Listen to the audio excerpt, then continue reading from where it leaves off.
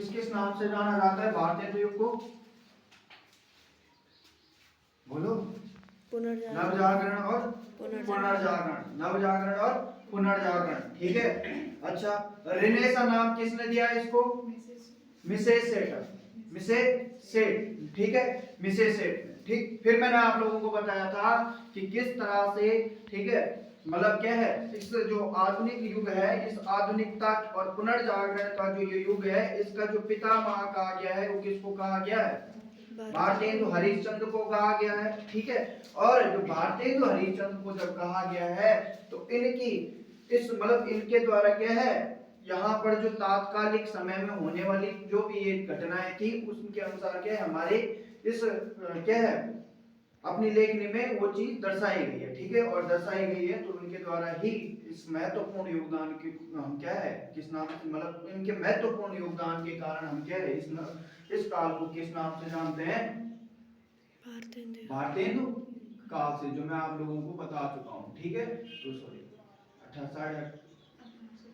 1900 ईस्वी, ठीक है, बता चुका हूँ, ठीक है। और इनको कहा क्या क्या कहा जाता है बल, ठीक है, हिंदी रंगमंच का जनक है, ये तो भारतेंदु पूर्व युग है ना, हिंदी 1850 से 1900 तक, 1900 ईस्वी, तो भारतेंदु पूर्व युग है ना, इससे पहले, हाँ, तो इसमें भारतेंदु युग है ना, 1900 से होगा।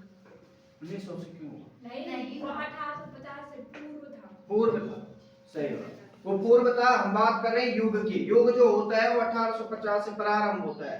वो क्यों प्रारंभ होता है, उस चीज को समझने के लिए हम थोड़ा पहले एक कदम पहले जाते हैं, क्योंकि क्या है, समय एक ऐसे, मैंने आप लोगों को बताया, समय एक ऐसी चीज है जिसके लिए क्या है, किसी चीज का भी पता नहीं, उसका उद्भव होने का जो माध्यम होता है, ठीक है, वो क्या है, समय पर पूर्णता निर्भर करता है, ठीक है। तो अब ये हमारा क्या हो रहा है, इसका उद्भव हो रहा है जो हमारी आधुनिक हिंदी है, ठीक है। इसलिए क्या है, उस चीज को समझने के लिए कि भारतेंदु युग नाम क्यों पड़ा, तो मतलब भारतेंदु द्वारा ऐसे क्या कार्य किए गए, इस जो आधुनिक हिंदी या खड़ी बोली है, जो हमें इस नाम को क्या है देना पड़ा, और उनके मन में क्या है, क्यों ही इस खड़ी बोली को अपने रचनाओं में लिखने का क्या मिला, एक उद्देश्य मिला, ठीक है। तो हम वो किस में समझ चुके हैं, भारतेंदु पूर्व युग में समझ चुके हैं, ठीक है। और फिर अगर हम बात करें तो भारतेंदु युग में हम क्या देखते हैं इनको, ठीक है, एक, क्योंकि ये समाज के उस तात्कालिक क्या है दृश्य से क्या थे, परिचित थे, और इसलिए क्या है उनकी इस महत्वपूर्ण योगदान के कारण क्या है इस युग का नाम भी भारतेंदु युग पड़ा, ठीक है। इन्होंने उस समय की तात्कालिक क्या है घटनाओं को अपनी लेखनी में क्या किया है,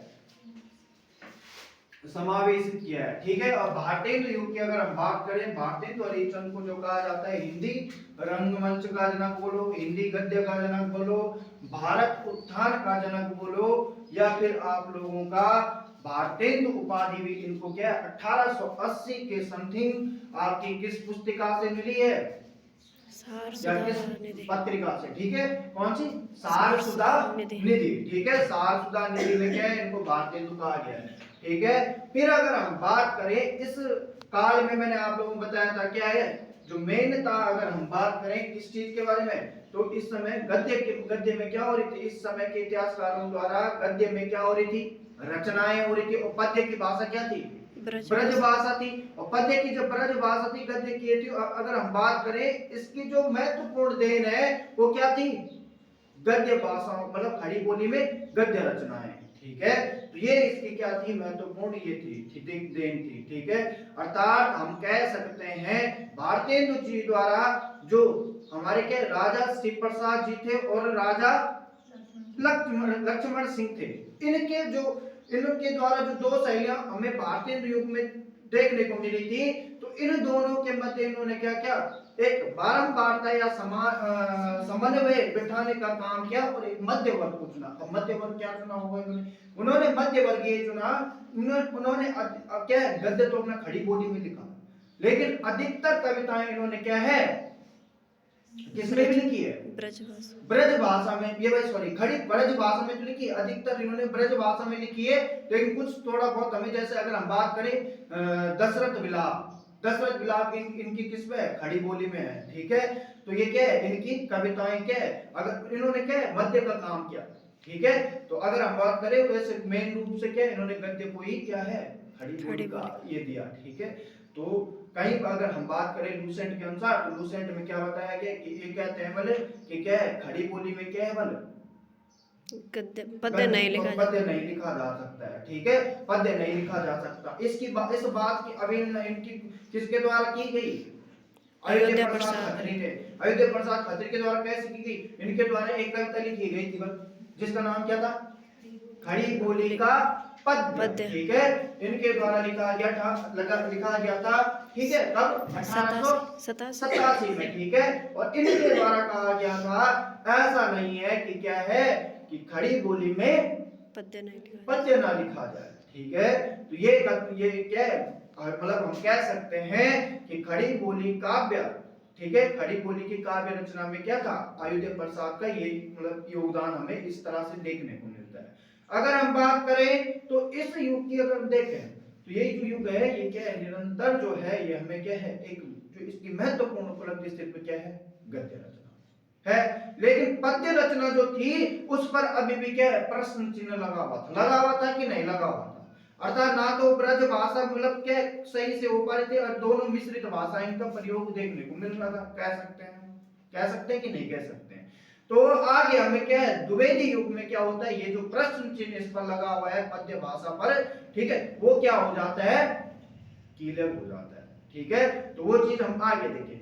बात करें अब जो इनके द्वारा क्या है भारतेंदु हरिश्चंद्र के बारे में बात करें। इनका जन्म मैंने आप लोगों को बताया था कब हुआ? 9 सितंबर 1850 हुआ, ठीक है। और इनकी अगर हम बात करें इनकी कविताओं की अगर हम बात करें कविताओं में इनकी कौन कौन सी है? जैसे मैंने आपको बताया था इन्होंने एक तो क्या है कविता संवर्धनी सभा की क्या की थी स्थापना की थी। क्या की थी? कविता संवर्धनी सभा की भी इनके द्वारा स्थापना की गई थी। और जब स्थापना की गई थी तो यहाँ मतलब इनके द्वारा क्या है अगर हम बात करें इनकी कविताओं का जो समावेश हमें किसमें देखने को मिलता है? भारतेंदु ग्रंथावली में देखने को मिलता है। और इनकी कविताओं की अगर मैं बात करूं एक तो हो गई आप लोगों की कविताओं में अगर हम बात करें कविताओं में आप लोगों की जैसे कौन सी भारत भिक्षा मैंने बताया था। एक तो भारत भिक्षा बात करें दूसरी एक है इनकी दशरथ विलाप। क्या है? दशरथ विलाप। अब दशरथ विलाप इनकी किस में है? दशरथ विलाप इनकी खड़ी बोली में। किस में? खड़ी बोली में है, ठीक है। और एक है इनकी प्रबोधनी। क्या है? प्रबोधनी। और प्रबोधनी की अगर हम बात करें तो ये इनके द्वारा किस पर लिखी गई है? बल ये इनके द्वारा जो उस समय के मतलब विदेशी वस्तुओं का जो बहिष्कार है, ठीक है, किस तरह से किया जाए तो उस पर इन्होंने क्या है या क्यों किया जाए तो उस पर उन्होंने क्या कौन सी कविता लिखी है? अपनी प्रबोधिनी कविता को लिखा है, ठीक है। और अगर हम बात करें इनकी कविता के एक दो लाइन अगर मैं बताऊं तो इन्होंने लिखा है कि क्या है? बल तुम्हें गैरों से कब फुर्सत है? तुम्हें गैरों से कब फुर्सत है? हमें क्या हम भी क्या बल हम भी अपने गम से कब खाली। हम भी अपने गम से कब खाली। चलो अब बहुत हो चुका मिलना ना तुम खाली ना हम खाली, ठीक है। तो ये इनकी कविताओं भारतेंदु हरिश्चंद्र की कविता है, ठीक है। और अगर हम बात करें तो इनके द्वारा जो क्या है जो ये लिखे गए हैं क्या जो तात्कालिक समाज पर अपनी कविताओं को लिखा गया। इसमें से दशरथ विलाप इंपॉर्टेंट क्यों हो जाता है? क्योंकि किसमें लिखा गया? खड़ी बोली लिखा है। आगे अगर हम बात करें, ठीक है, इनके द्वारा, ठीक है, 15 अक्टूबर 1873 में, ठीक है, क्या किया जाता है? हरिश्चंद्र क्या मैगजीन की स्थापना मतलब पत्रिका छापी जाती है, ठीक है। कब? 15 अक्टूबर 1873 में क्या लिखी जाती है? बल हरिश्चंद्र मैगजीन लिखी जाती है। मैगजीन, ठीक है, हरिश्चंद्र मैगजीन लिखी जाती है। और अगर हम बात करें हरिश्चंद्र मैगजीन की तो ये बाद में ही आपके हरिश्चंद्र चंद्रिका के नाम से क्या होने लग जाती है? प्रकाशित होने लग जाती है। ठीक है, इसी समय इनके द्वारा यहीं पर क्या है